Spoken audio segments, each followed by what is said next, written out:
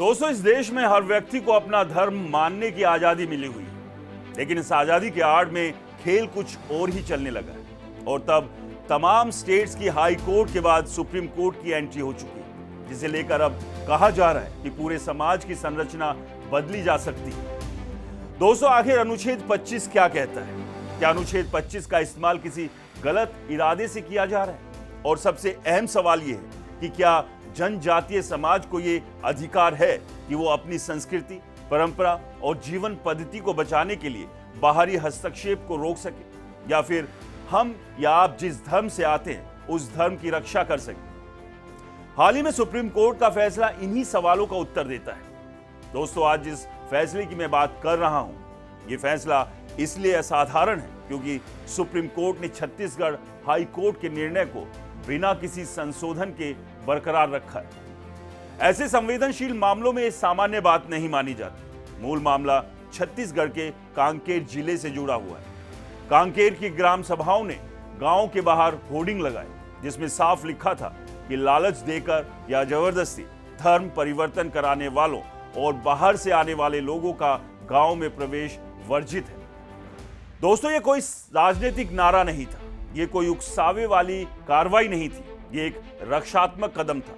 लेकिन इस कदम को चुनौती दी गई। याचिका ये कहते हुए दाखिल की गई कि संविधान के अनुच्छेद 25 का उल्लंघन है, जो धार्मिक स्वतंत्रता की गारंटी देता है। यही वो बिंदु है जहां पूरे मामले की दिशा तय होती है। अनुच्छेद 25 का अक्सर एक सीमित अर्थ में हवाला दिया जाता है, लेकिन संविधान स्पष्ट है कि यह अधिकार निरपेक्ष नहीं है। अनुच्छेद 25 सार्वजनिक व्यवस्था, नैतिकता और स्वास्थ्य के अधीन है। और सबसे महत्वपूर्ण बात यह है कि किसी भी रूप में जबरदस्ती, दबाव, प्रलोभन या धोखे से धर्म परिवर्तन की अनुमति नहीं देता है। छत्तीसगढ़ हाई कोर्ट में इस याचिका की सुनवाई हुई। मुख्य न्यायाधीश रमेश सिन्हा और जस्टिस विभू दत्ता गुरु की पीठ ने सीधे इस पर प्रश्न पर विचार किया। मंशा क्या है समझा, और कोर्ट ने माना कि ग्राम सभाओं का उद्देश्य किसी धर्म के खिलाफ नहीं, बल्कि अपनी परंपरा, संस्कृति और सामूहिक जीवन की रक्षा करना है। इस आधार पर हाई कोर्ट ने याचिका खारिज कर दी। इसके बाद मामला सुप्रीम कोर्ट पहुंचा। वहां भी वही तर्क दोहराए गए। मौलिक अधिकार, धार्मिक स्वतंत्रता, प्रचार का अधिकार, जिसका जिक्र ही नहीं बल्कि बहुत गहराई के साथ इस पर विचार किया गया। लेकिन सुप्रीम कोर्ट ने भी वही प्रश्न उठाया जो हाई कोर्ट ने उठाया था, इरादा और असर क्या है। कोर्ट ने कहा कि जब धर्म परिवर्तन की किसी गरीबी, सामाजिक कमजोरी या असहाय स्थिति का फायदा उठाकर कराया जाता है, तो वो धार्मिक स्वतंत्रता नहीं रह जाता, वह एक सामाजिक खतरा बन जाता है। दोस्तों, ये टिप्पणी अत्यंत महत्वपूर्ण है। सुप्रीम कोर्ट ने स्पष्ट किया कि धर्म परिवर्तन धार्मिक मामला भर नहीं है, बल्कि जब वह संगठित तरीके से जनजातीय समाज की संरचना को बदलने लगे, तो वो सामाजिक असंतुलन पैदा करता है। इसी आधार पर सुप्रीम कोर्ट ने यह माना कि जनजातीय समाज को बाहरी हस्तक्षेप से अपनी संस्कृति और परंपरा की रक्षा करने का पूरा अधिकार है। और इस उद्देश्य से लगाए गए होर्डिंग असंवैधानिक नहीं, मतलब ये संविधान के दायरे में है। ये फैसला इसलिए भी असाधारण है क्योंकि आमतौर पर ऐसे मामलों में धर्मांतरण का समर्थन करने वाला मजबूत कानूनी इकोसिस्टम सक्रिय रहता है। इसमें वकीलों का एक संगठित वर्ग है, विदेशी फंडिंग और वैचारिक समर्थन शामिल है। हजारों करोड़ रुपए लंबे समय तक FCRA के जरिए आए। कई संस्थाओं पर रोक लगी, लेकिन वैकल्पिक रास्तों से पैसा आना बंद नहीं हुआ। धर्मांतरण की यह प्रक्रिया नई नहीं, नॉर्थ ईस्ट इसका सबसे बड़ा उदाहरण है, जहां दशकों पहले शुरू हुई गतिविधियों का परिणाम आज साफ दिखाई देता है। मेघालय, नागालैंड, मिजोरम जैसे राज्य इसकी पुष्टि करते हैं। अब वही पैटर्न नॉर्थ ईस्ट से बाहर दोहराया जा रहा है। छत्तीसगढ़, झारखंड, मध्य प्रदेश, महाराष्ट्र और आंध्र प्रदेश के जनजातीय इलाकों में वही देखने को मिल रहा है।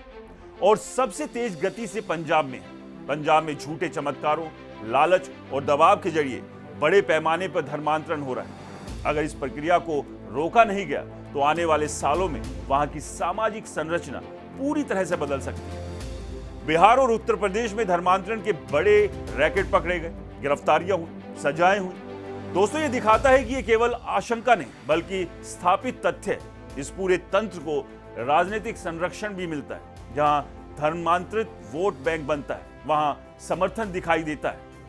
झारखंड इसका स्पष्ट उदाहरण है। ऐसे में छत्तीसगढ़ हाईकोर्ट और सुप्रीम कोर्ट का यह फैसला एक महत्वपूर्ण मोड़ है। यह फैसला यह स्पष्ट करता है कि अनुच्छेद 25 की आड़ में सामाजिक संरचना को बदलने की अनुमति नहीं दी जा सकती। यह अंतिम समाधान नहीं है, लेकिन यह पहली बार है जब न्यायपालिका ने इतने स्पष्ट शब्दों में इरादे, असर और सामाजिक खतरे को आधार बनाया।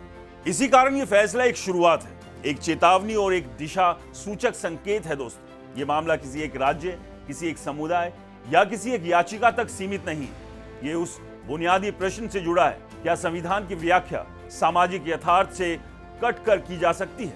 छत्तीसगढ़ हाईकोर्ट और फिर सुप्रीम कोर्ट ने इस फैसले के जरिए स्पष्ट कर दिया कि धार्मिक स्वतंत्रता का अधिकार किसी भी समाज की सांस्कृतिक और सामाजिक संरचना को कमजोर करने का औजार नहीं बन सकता। अनुच्छेद 25 की सीमा वही समाप्त होती है जहां लालच, दबाव और संगठित हस्तक्षेप शुरू होता है। यह फैसला इसलिए भी महत्वपूर्ण है क्योंकि पहली बार न्यायपालिका ने धर्मांतरण के प्रश्न को केवल आस्था के दायरे में नहीं, बल्कि सामाजिक खतरे के रूप में देखा है। जनजातीय समाज के द्वारा अपनी परंपरा और संस्कृति की रक्षा के लिए उठाए गए कदमों को संवैधानिक मान्यता देना इसी दृष्टिकोण का प्रमाण है। यह फैसला किसी समस्या का पूर्ण समाधान नहीं, लेकिन ये एक स्पष्ट दिशा अवश्य तय करता है। अगर इस दिशा को नीति, प्रशासन और समाज तीनों स्तरों पर समझा और अपनाया गया तो धर्मांतरण के नाम पर चल रहे संगठित हस्तक्षेप पर प्रभावी रोक संभव है। तो दोस्तों, ये था पूरा मामला। इस वीडियो में इतना ही। मिलते हैं अगली वीडियो में किसी नए अपडेट के साथ। तब तक के लिए नमस्कार।